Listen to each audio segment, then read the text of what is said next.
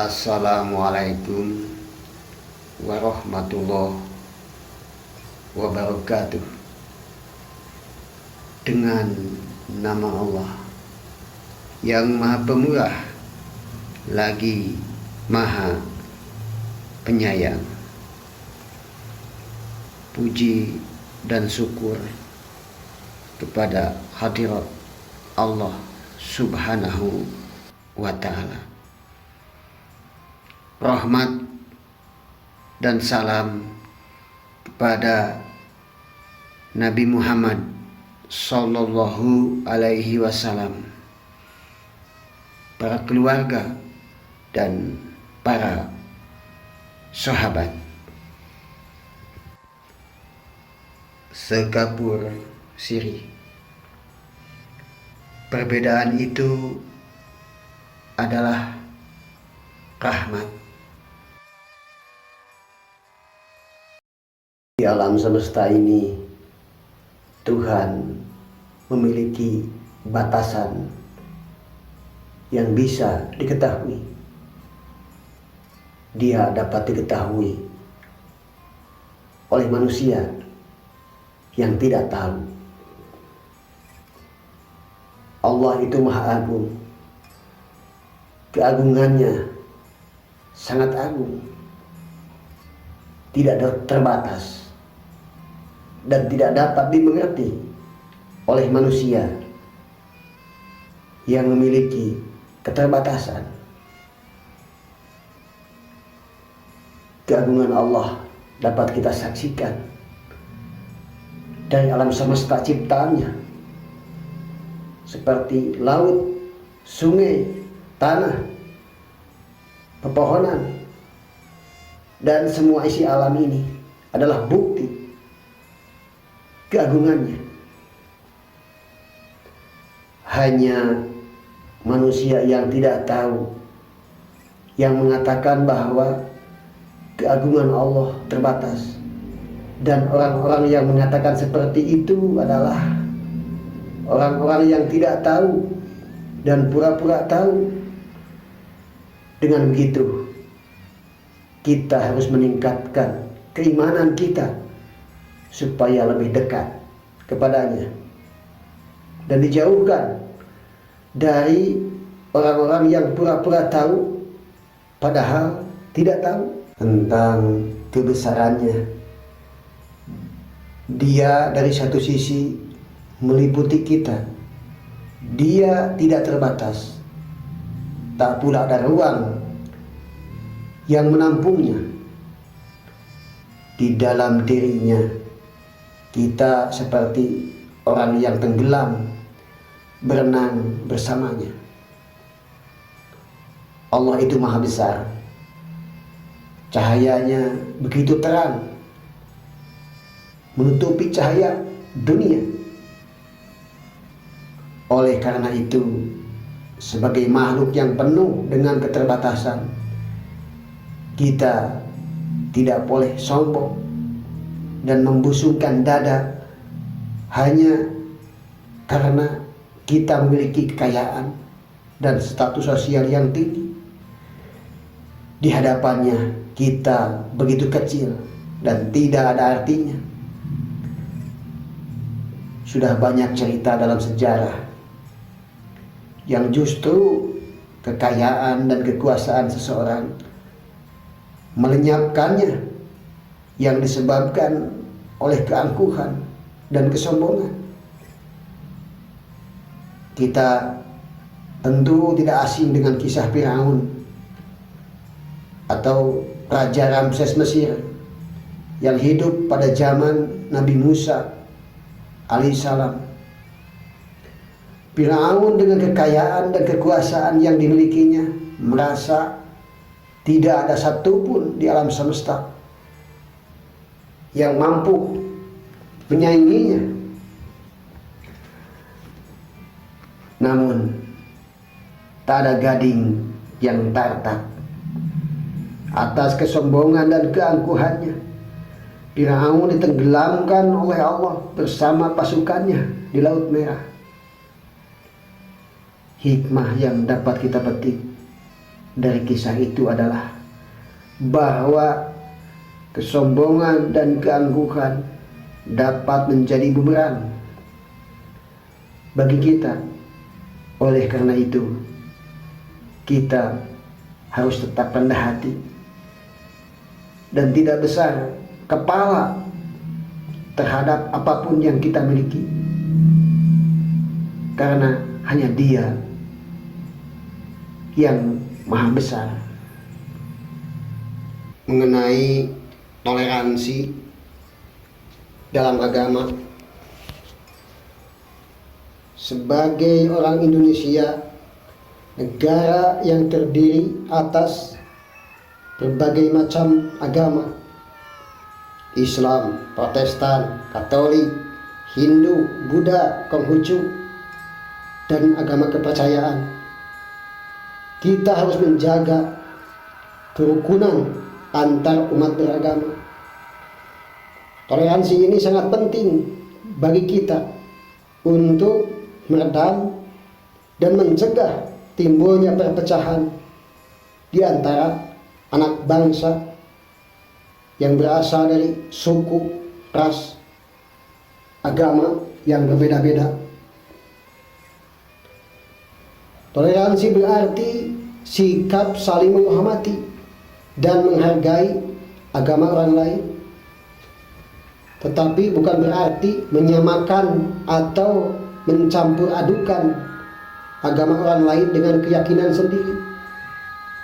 Yang paling penting dari toleransi adalah membiarkan orang lain beribadah sesuai dengan keyakinan mereka tanpa melakukan diskriminasi maupun intimidasi, sebagaimana firman Allah Subhanahu wa taala dalam Quran surat Al-Baqarah ayat 256 yang artinya tidak ada paksaan untuk memasuki agama Islam. Sesungguhnya telah jelas jalan yang benar daripada jalan yang sesat. Karena itu, barang siapa yang ingkar kepada tauhid dan beriman kepada Allah, maka sesungguhnya ia telah berpegang kepada buhul tali yang amat kuat yang tidak akan putus. Dan Allah Maha mendengar lagi Maha mengetahui. Quran surat Al-Baqarah ayat 256. Tidak ada paksaan untuk memasuki Islam. Artinya kita sebagai orang Islam tidak boleh memaksa umat agama lain untuk memeluk agama kita. Kita tidak boleh memaksa umat agama lain untuk memasuki agama kita. Dan kita wajib menghormati dan menghargai agama mereka untuk menjaga harmonisasi antar umat beragama. Apalagi kita tinggal di negara yang penduduknya sangat beragam, baik bahasa, suku, maupun agama. Satu untuk semua, semua untuk satu. Andai seseorang memperhatikan firman-Nya bahwa kepadanya segala sesuatu akan kembali, maka ia akan melihat wujud kebenaran sebagai inti yang ia temukan dalam kemanunggalan dari keragaman. Berbicara tentang keberagaman, sebenarnya apabila kita mempelajari dan memperhatikan lebih detail isi dari kandungan Al-Quran, kita tidak akan pernah mempermasalahkan perbedaan. Hal ini dapat kita lihat misalnya dalam Al-Quran surat Al-Hujurat ayat 13. Wahai manusia, sungguh kami telah menciptakan kalian dari seorang laki-laki dan seorang perempuan.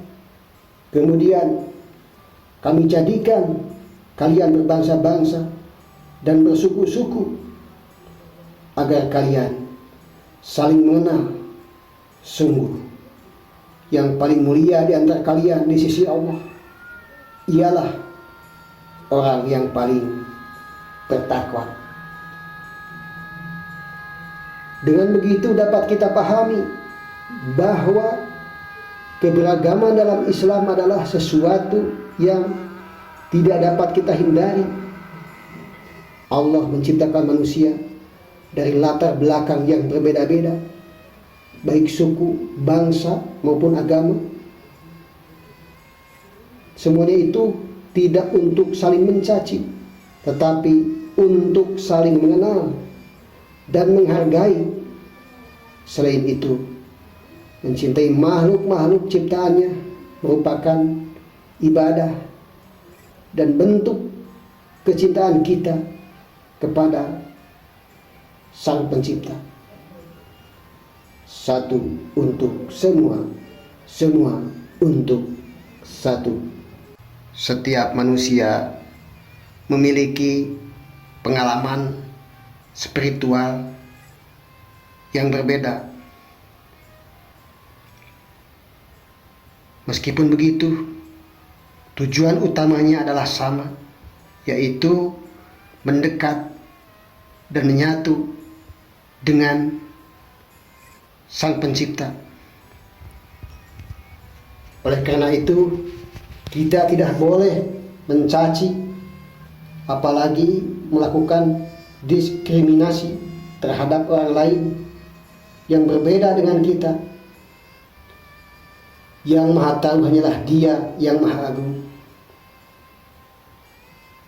yang pada dasarnya manusia penuh dengan keterbatasan dan tidak memiliki apa-apa.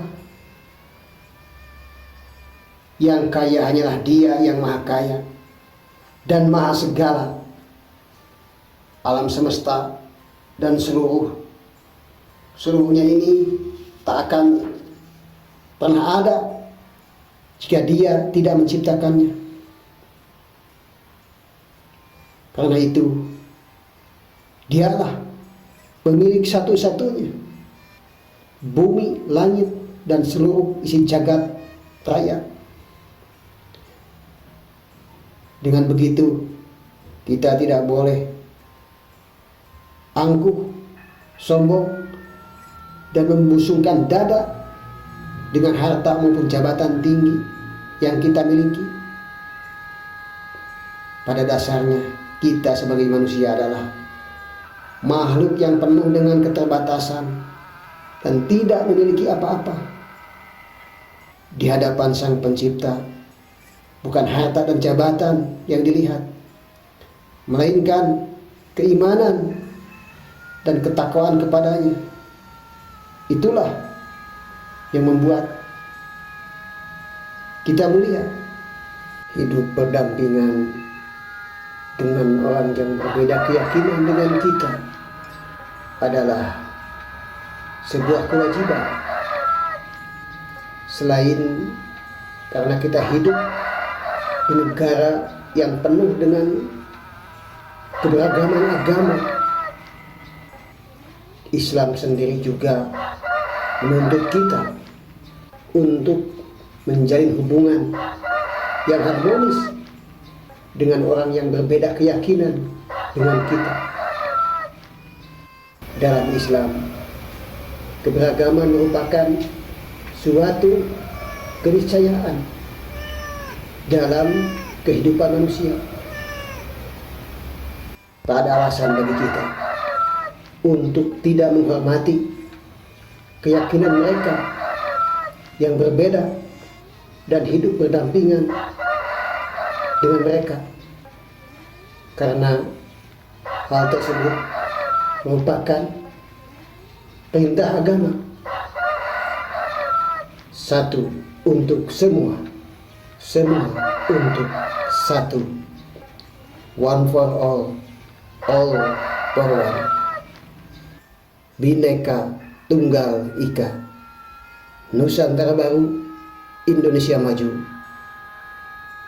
Kun Fayakun. Akhirul kalam. Wassalamualaikum warahmatullahi wabarakatuh.